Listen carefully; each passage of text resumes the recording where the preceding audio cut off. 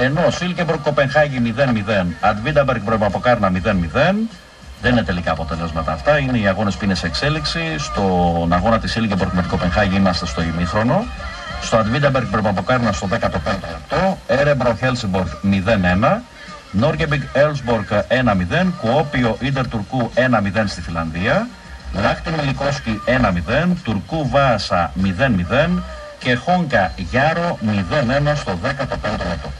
Ο Πέσος είναι εδώ μαζί μας, προκειμένου να βάλει τη δική του πινελιά στην σημερινή αθλητική εκπομπή του πρώτου προγράμματος. Καταρχάς θα μας πει λεπτομέρειες για το σημερινό Grand Prix της Φόρμουλα 1. Θα μας υπενθυμίσει πώς έχουν τα δεδομένα στο ευρωπαϊκό που συνεχίζουν και στους άνδρες και στις γυναίκες. Και εν συνεχεία θα μας δώσει ρεπορτάζ για τις υπόλοιπες ομάδες της Super League πλέον Παναθηναϊκού, Ολυμπιακού και ΠΑΟΚ. Λοιπόν, να ξεκινήσουμε από τη Φόρμουλα 1 στο Hockenheim. Ο Νίκο Ρόσμπεργκ έγινε ο πρώτος Γερμανός